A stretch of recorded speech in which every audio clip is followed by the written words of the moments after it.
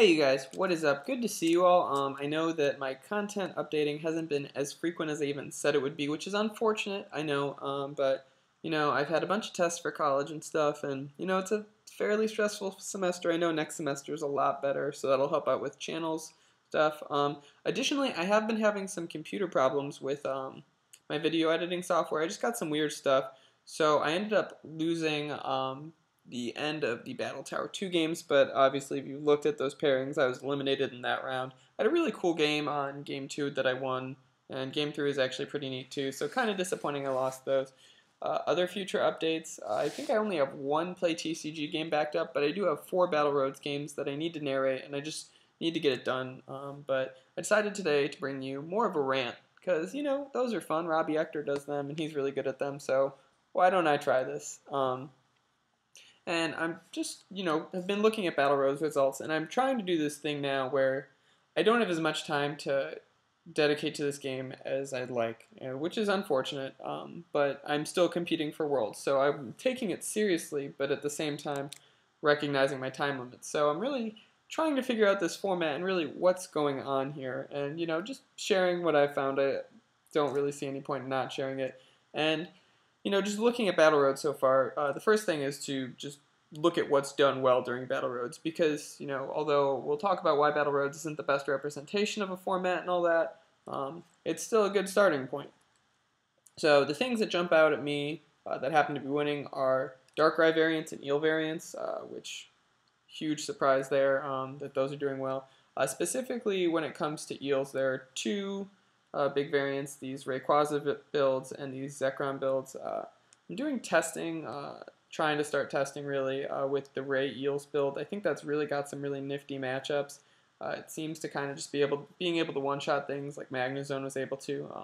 Seems to just be really beneficial, and now instead of lost zoning, you're just discarding and you can get back and cycle those energies. So it's a really neat concept.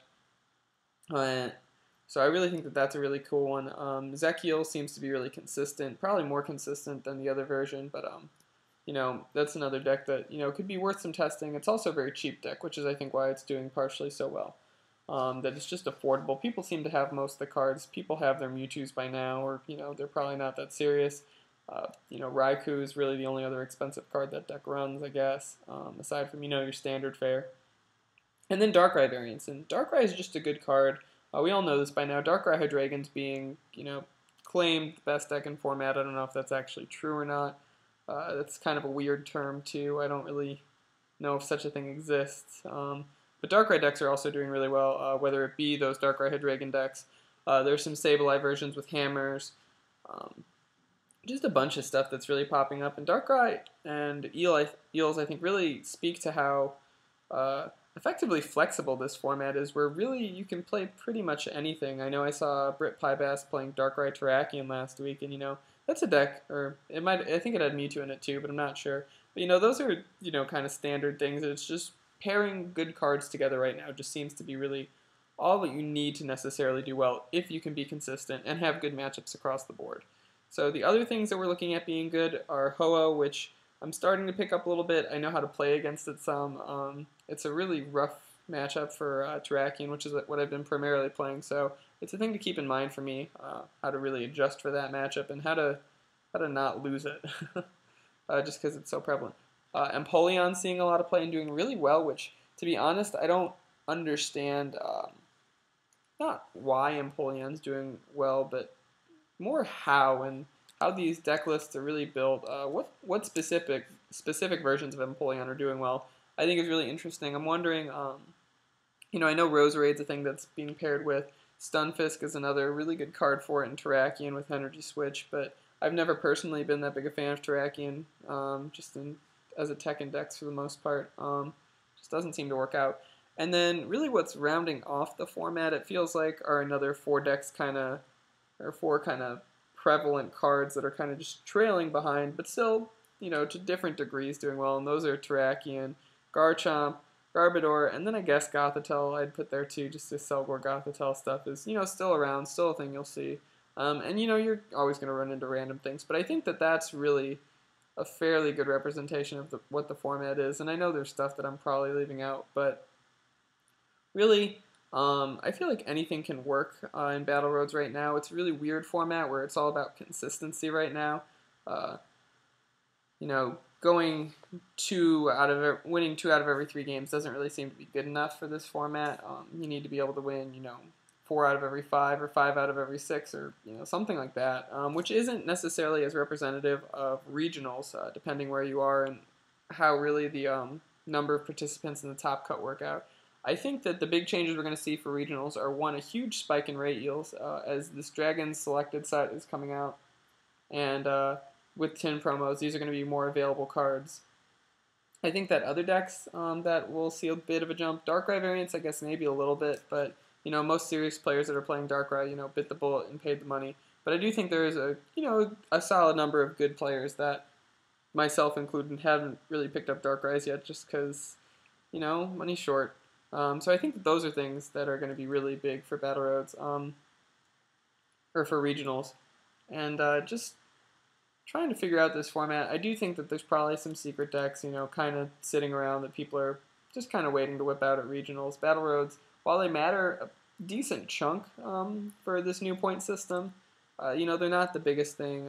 You can, play a couple of really consistent decks. Really being able to avoid donks has seemed important too with Battle Roads format. So these are things that aren't really as true with regionals. It's a top cut format. I think Darkrai Hydreigon actually gets better in that format, assuming that the decks that are being played stay the same. I think Rayquaza Eels, the same thing happens. So those are, I think, what are going to be the 2 big regional decks.